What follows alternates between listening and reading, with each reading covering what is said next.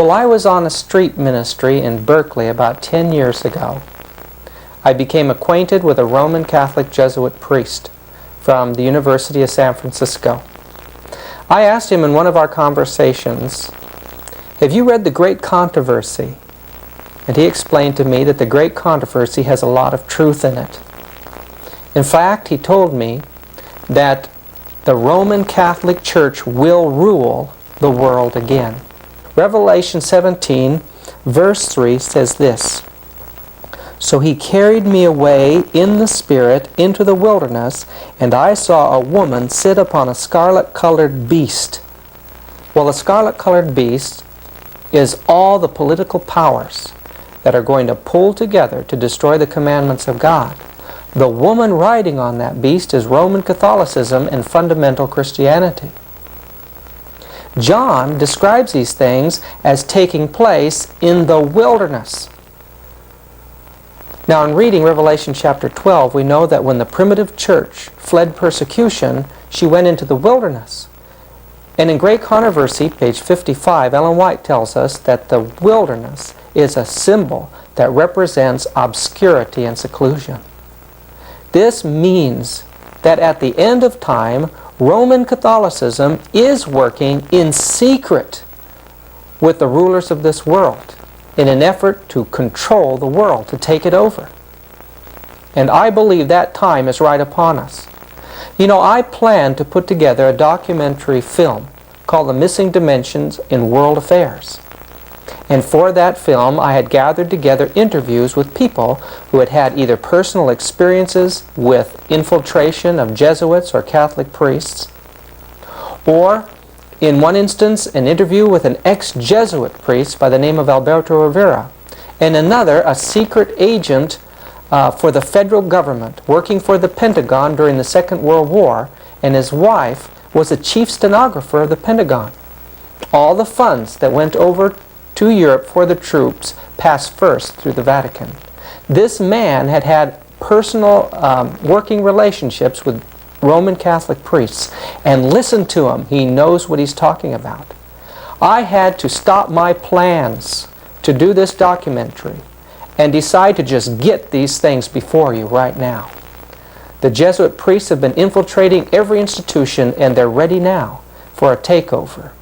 I want you to pay close attention to this first person that we're going to interview. He's an ex-Jesuit priest, and he tells you about the infiltration by the Jesuits.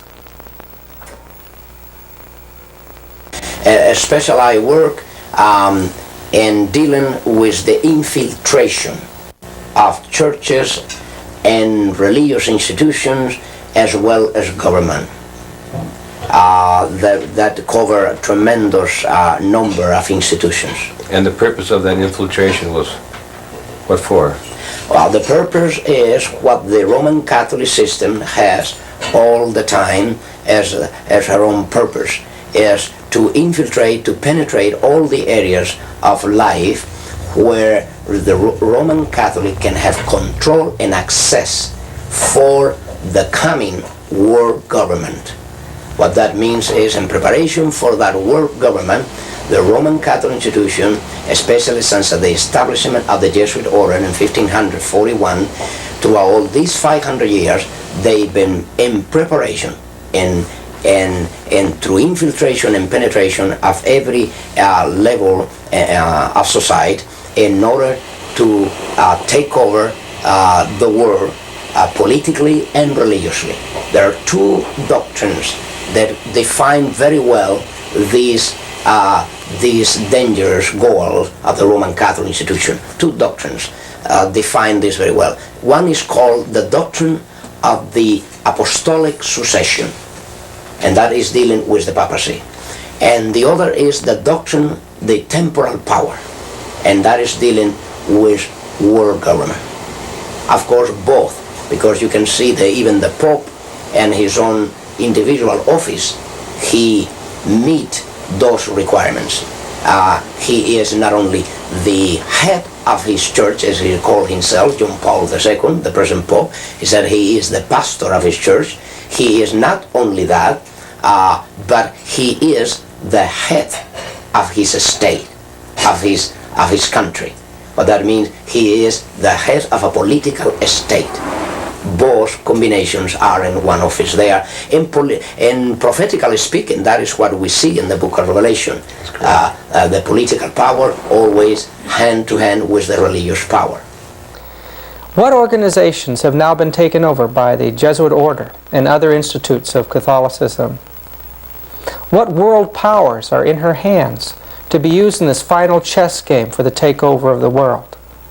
We can get some idea when we look back to the Council of Trent in the 1540s through the 1560s.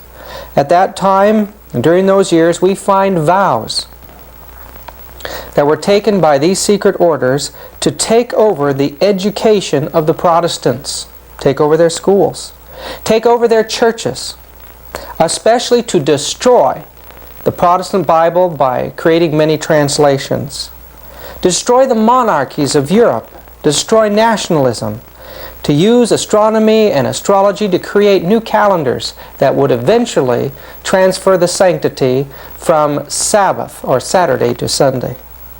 Their goal was to take over the business world, internationalism. They were to take over banking, to take over Judaism and the movement of Zionism, to create political strife and chaos and all of these things for one end, that Catholicism should rule. Listen. I did training in monasteries and convent where I prepare Crusadistas, the Legion of Mary, the Blue Army, many of these militant organizations. I train and prepare how they can become Baptists, how they can become Adventists, how they can become Methodists, how they can become Presbyterian, how they can become Pentecostal, and all these areas where they must infiltrate any area. You bring up one of the other questions I have, might as well ask it now, particularly the Blue Army.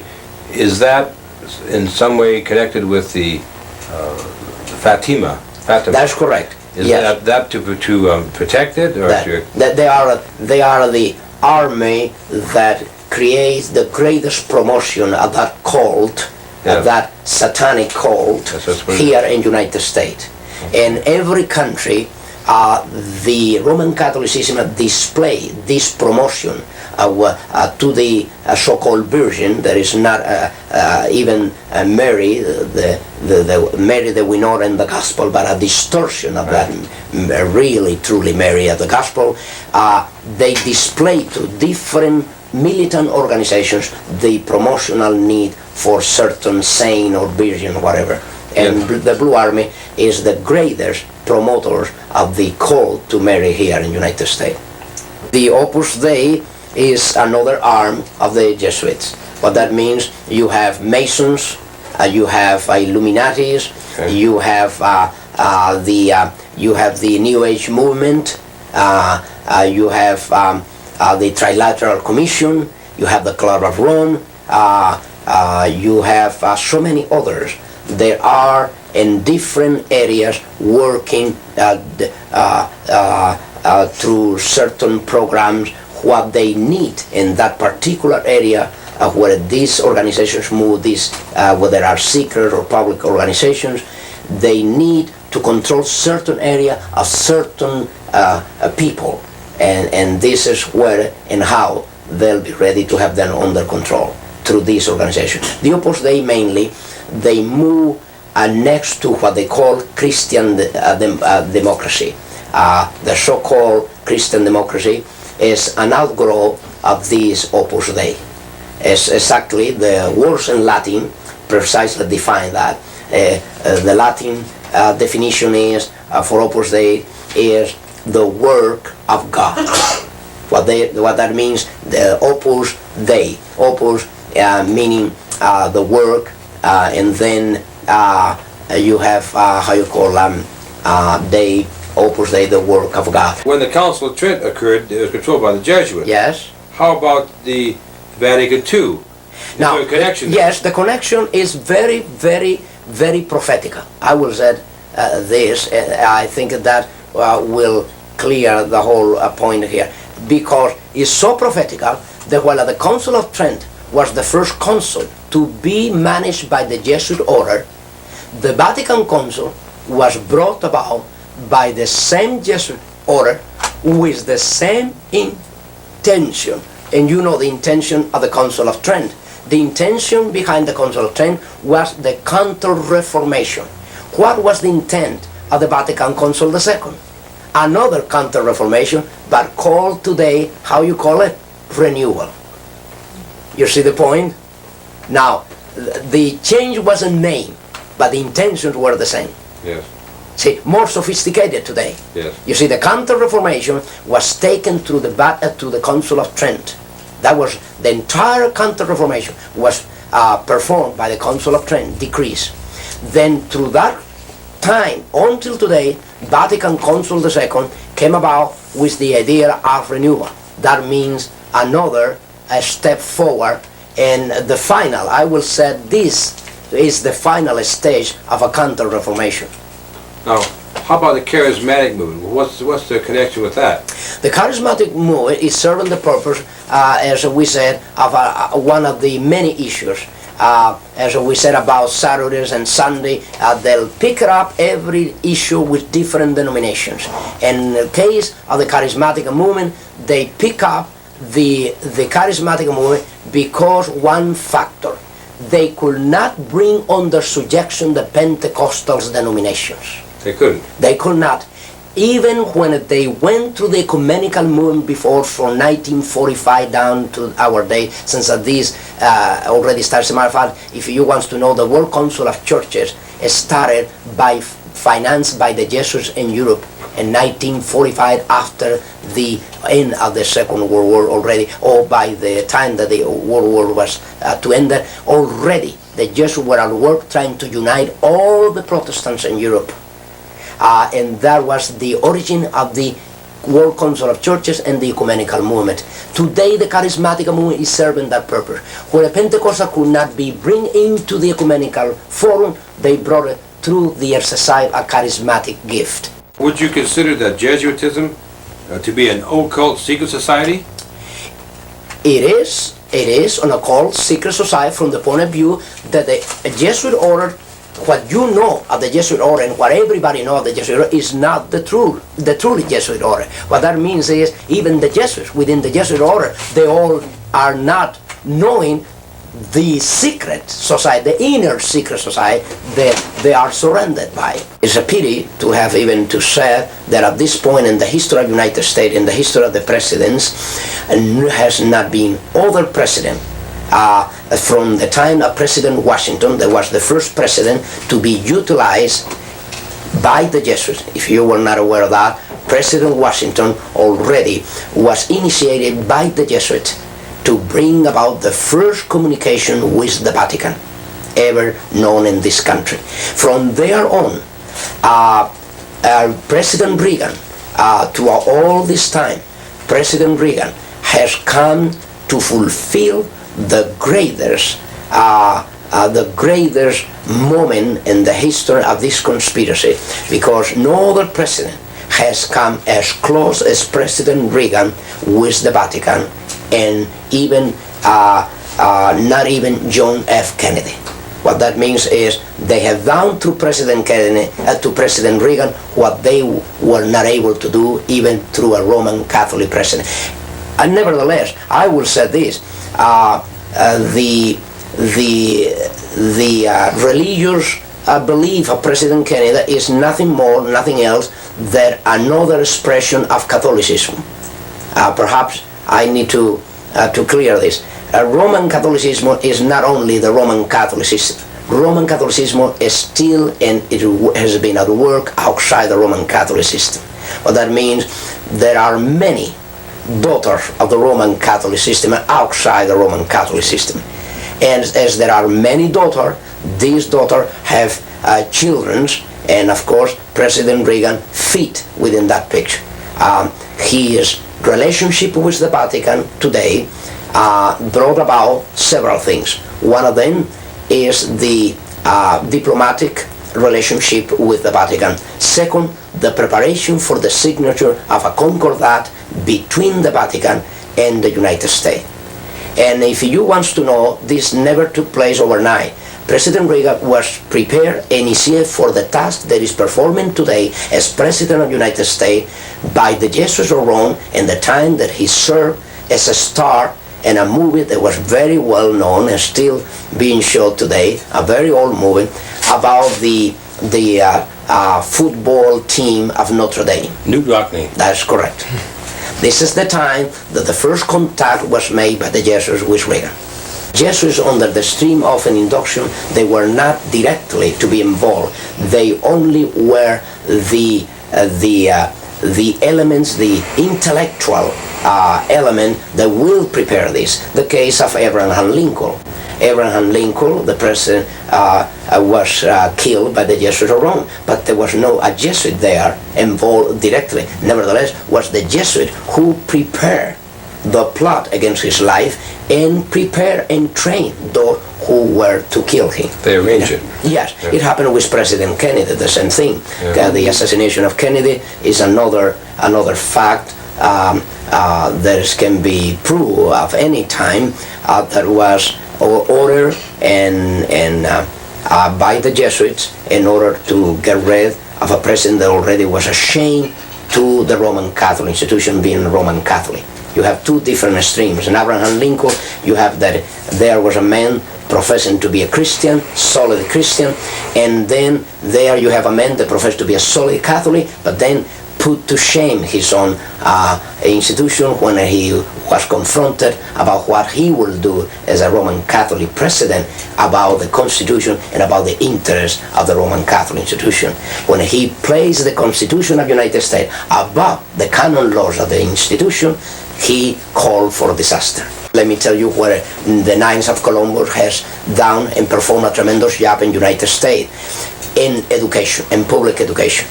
The authors of the chaotic situation of the public schools in the United States has been and are the Knights of Columbus in the United States.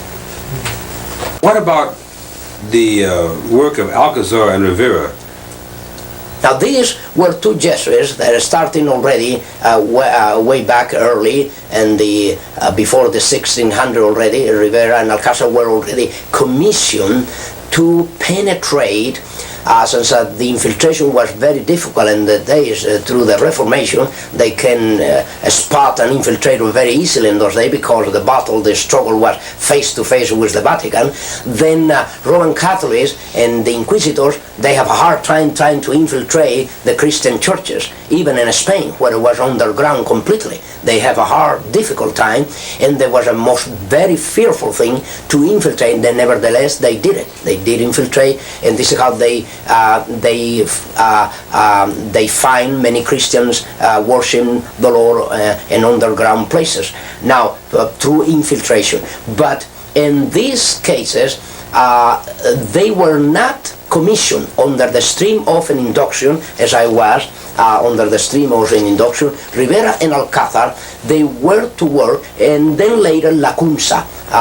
There is more, but I will mention these three, the most important ones, in dealing with one special area, prophecy.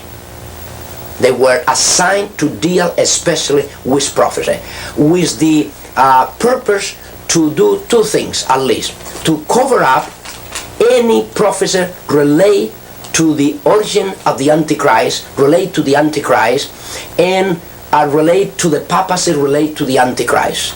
And second, to cover up any idea that the Roman Catholic institution was never a Christian church, as I pointed out before. What that means is to make possible in Bible commentaries and church history that the Roman Catholic institution always will appear as a Christian church, fall in apostasy, and then need a renewal. And need of renewal. That was the idea that Rivera, Alcázar, and Lacunza tried to trace. Among other things, they tried to implement the idea that most of the prophecies of the book of Revelations were already fulfilled by the time of Nero. Yeah. What that means is don't worry about prophecies today. Don't worry about the Antichrist. Don't worry about a one-world government. Don't worry about nothing like that. Yes, that's correct. Walter Martin has been and confessed by him. As a matter of fact, I could mention that I have a debate already with Mr. Martin. I have already a debate with Mr. Gary Metz, and I took them both by surprise. I took Mr. Gary Metz on radio by surprise. I not only persuade him, I force him to answer these accusations and these slanders. And then I took immediately Mr. Walter Martin in Anaheim.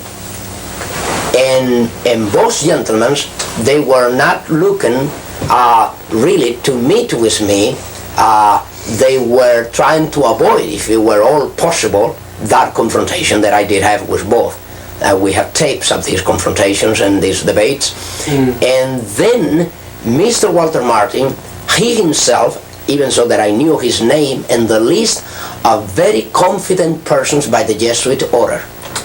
What that means is that the Jesuit order will have a list made up in United States of people as well as institutions that are worth trusting. And Mr. Walter Martin, I even mentioned to him in this confrontation with him that his name was listed in that list. What did he say? And he said to me, well, I don't know why my name is there. I said, you should know. He should know. Yes. I said, you should know. As a matter of fact, why Mr. Walter Martin, 25 years ago, he even wrote about the cult to Mary, a book about Mary, and 25 years after, he have a list, as a matter of fact, that I have with me, a list of cults where he lists the most dangerous cults, and all who in the list of his most dangerous cult are Christian Science, Jehovah's Witnesses, Mormons, starting with the Mormons. And suddenly I thought, I was expecting that he will place at the top of the most dangerous cult Roman Catholicism, but were the Mormons. Now, the Mormons become the victim of Roman Catholicism not only, but become the victim of Mr. Walter Martin, because even the Mormons are the product of Roman Catholicism. The pressure for Sunday in the future is an issue. Is that a product of the Jesuits, or what do you know about that? Well, what I know is this, that even the Seventh-day Adventist denomination has been placed under the greatest setup and a real setup of all the history of the denomination. And the proof and evidence is that now the leadership is already in a position where they themselves cannot play the role of Frankenstein no longer, because they're being unveiled, they're being discovered, and their intents and their true intents, in cases where already most of them has been already trained, prepared by Jesuits to be where they are. So, will this Sunday issue seems to be on the President's desk to be signed? The moral majority is pushing for it. The Lord's Day Alliance has pushed for it from its inception. That was one of the reasons it was created. Yes. So in other words, you think that for example, the Adventist leadership are going to fold up? No, that is not true. No. In the how the denomination has been set up and their keeping of the Sabbath is this. The Roman Catholic institution already, and this is why you have Biacochi and some other elements within the denomination, there already has been even and condecorated by the Vatican concerning their work. And actually, the Roman Catholic institution is preparing the greatest surprise of them all, because it's not going to be even Sunday that they are going to be after. It's going to be Saturday, and you will see why. The reason of this is when already Catholicism already came about with the idea during the Vatican Council II that a Roman Catholic Mass that was only to be performed on Sundays as to be the only valid Mass for Roman Catholic. Even if they go any other day, Saturday, Friday, there was no valid a Mass for their obligations. Now, during the Vatican Council, the second session, suddenly the whole picture changed, and you know what for. The whole picture changed and said, now Saturday Mass is considered to be valid Mass as Sunday Mass. But that means not only that, more than that, Saturday Mass can replace Sunday Mass. But it's the Protestants, Yes. not the Jesuits that appear to be pushing for the Sunday, for national Sunday law. Yes, actually, this is to trigger a reaction to really make use for a cover-up. The issue here is not even Saturday, is not even Sunday. The issue here, whether it's Saturday or Sunday, the issue here is the person of the Antichrist. You see, in matters of days, right now, the conflict is being utilized, the struggle between Saturday and Sunday is being utilized more for the benefit of Roman Catholicism than even for the benefit of the Christian Church. And that is how it has been exploited, to the point that already the Vatican approved, listen to this, approved the publication officially of Bitchute, see, and dealing with from his book called From Saturday to Sunday. Now, if the Vatican go as far as approving a publication as such, what do you think that is happening? Do you see the point here? Yeah. If the Vatican goes as far, telling an official, a member of the denominational body of the Seventh-day Adventists, I am the author of this book, I'm telling you that you have changed Saturday to Sunday, that you, as a Roman Catholic, you were the one that changed it. I mean, openly say that there you did this, and the Cardinal said and come and say, oh yes, we agree, we did this, we agree. Now, what are they trying to gain by doing this, by accepting this? What they are trying to gain? They are trying to gain the sympathy, they are trying to gain the life, and they are trying to gain the entire denomination as they have gained the Pentecostal, as they have gained the Protestants through different other issues.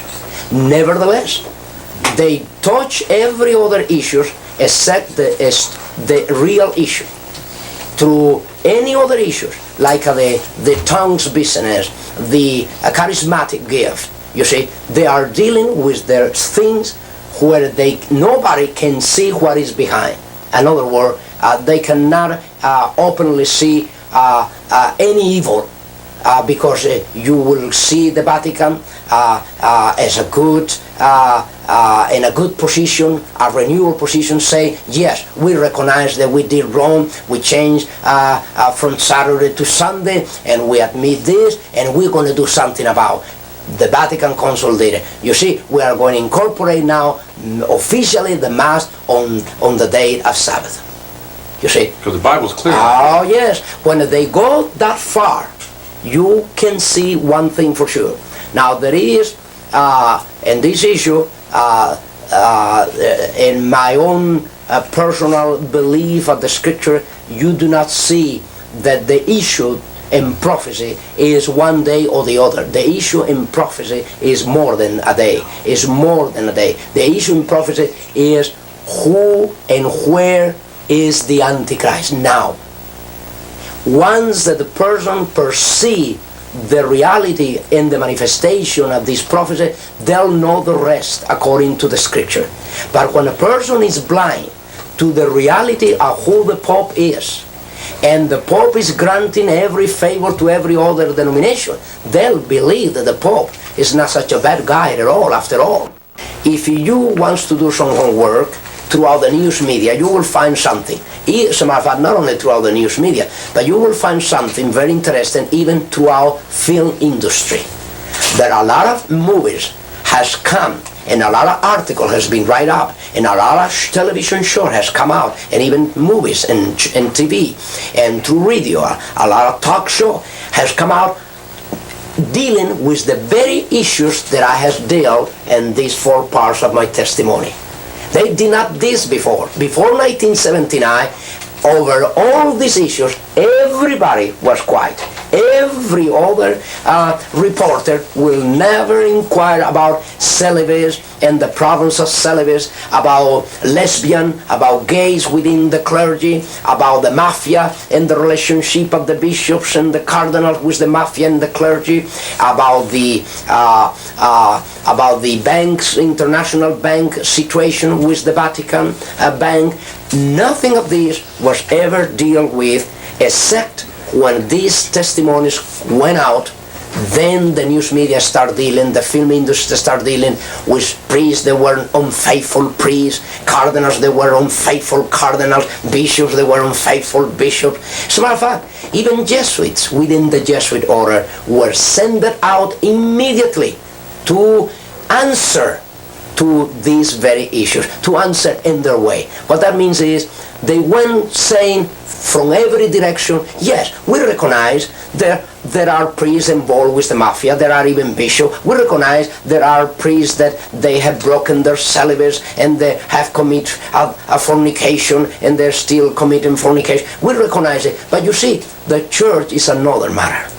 The idea always was to tell the Catholic people, tell the Christian world, yes, these things happen, but this is isolated. This is one priest, a bishop, a cardinal, someone that was unfaithful. But this is not the religion. This is not the system. This is not our belief. This is not our life. This is not our conduct. That is what they pretend to do. You have, among even present Jesuits, Hans Kahn, the German Jesuits, and then you have Malachi Martin. These men under dispensation. What that means, granting them the authority and the power by the Vatican and the Jesuit general to go out and speak against the Pope, speak against the liturgy, speak against the clergy, and they will not suffer excommunion.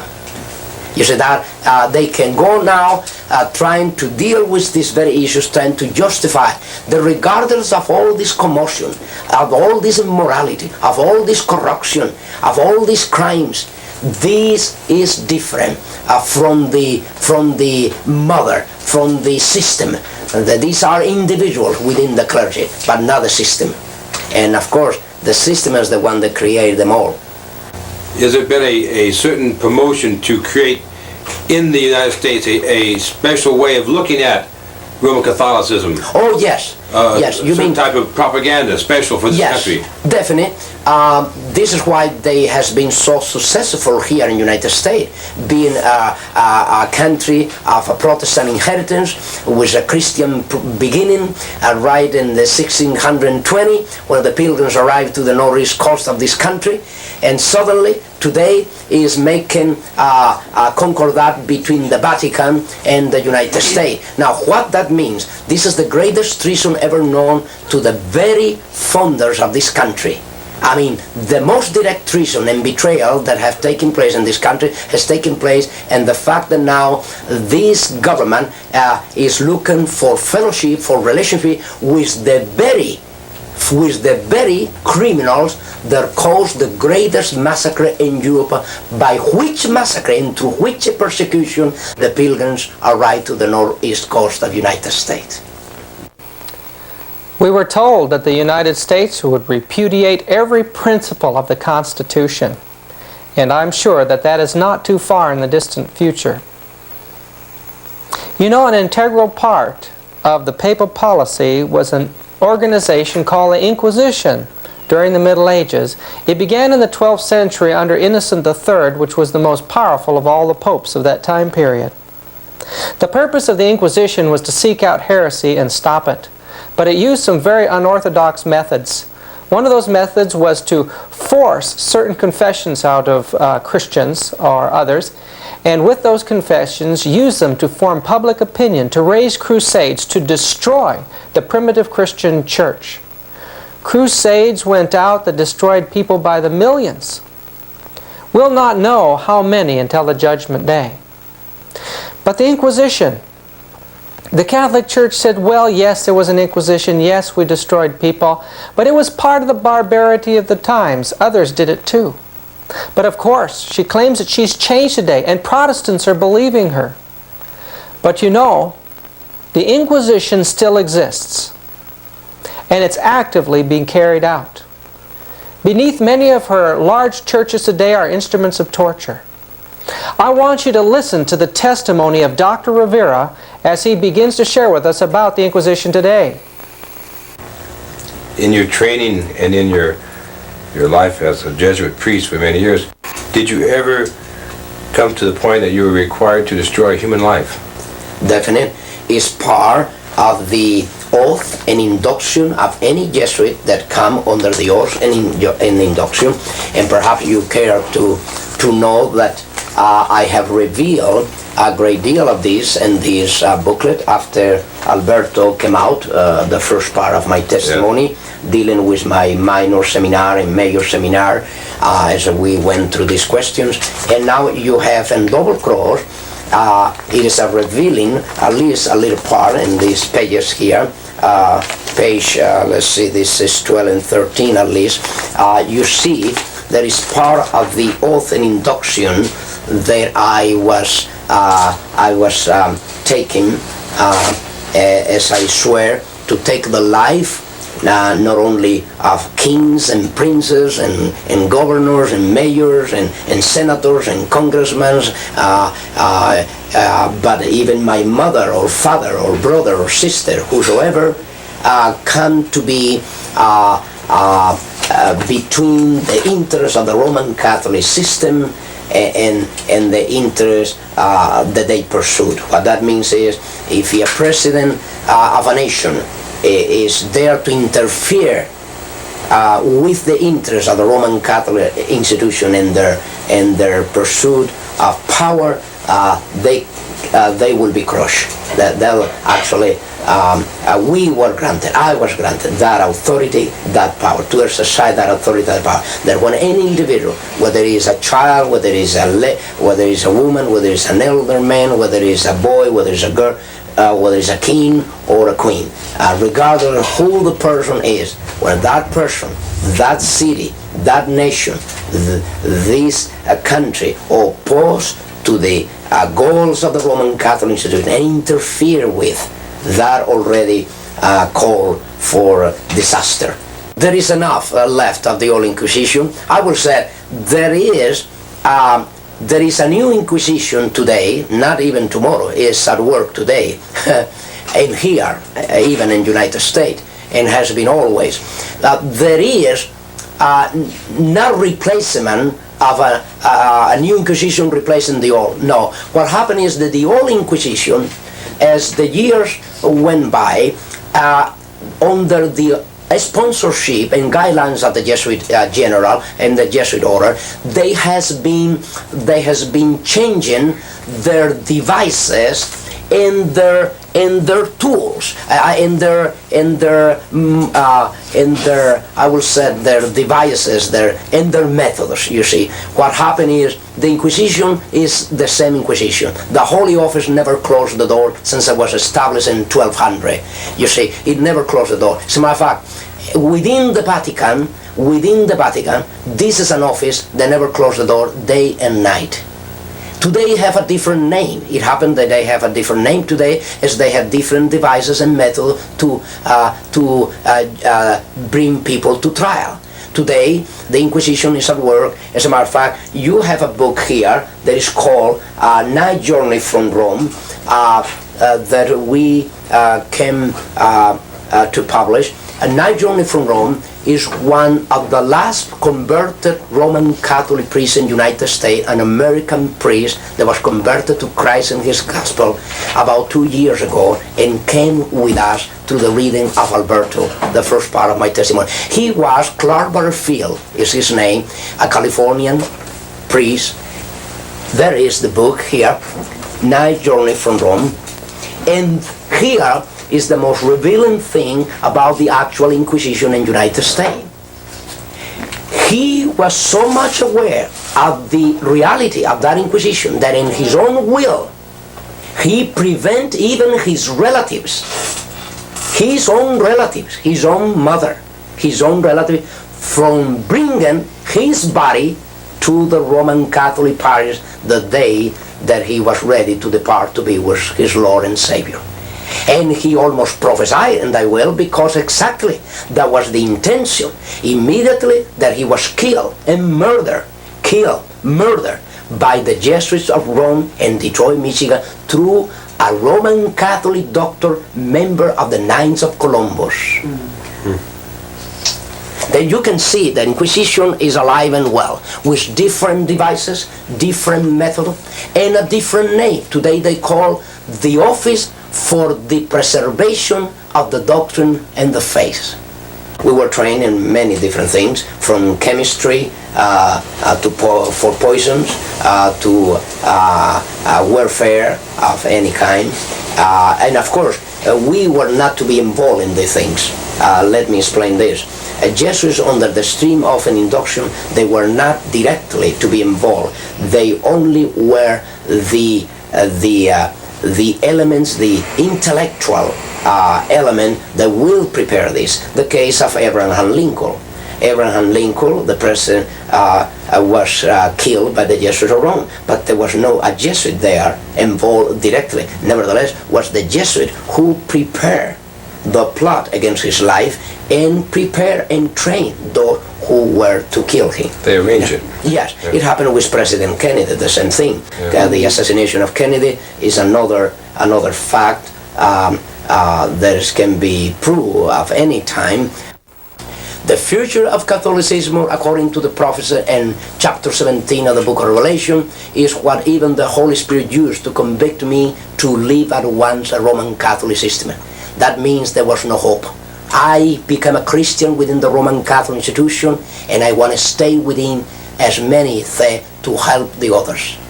And there, from 17 to 18, God revealed to me there was no hope within the institution. The best advice is based for Roman Catholic is to come out of her. That is God's decrees. Come out of her, my people. For Christians is what the book of Ephesians chapter 5 relate. It said clearly, do not have fellowship with the unfruitful works of darkness. What fellowship? Rebuke them. That is the position of a Christian, and that is called by the Holy Spirit. I will say these are the two most urgent messages to be communicated to the Roman Catholics, to come out of her. To the Christian, keep out of her. Keep out of their fellowship. There is no fellowship that light with darkness. Do you believe there is Christians among the Roman Catholics? There are any Christians? And the person said, yes, there are Christians. Oh, I know. My own mother, my own father, you'll see. They don't believe in all these things. They just go there to witness about Christ.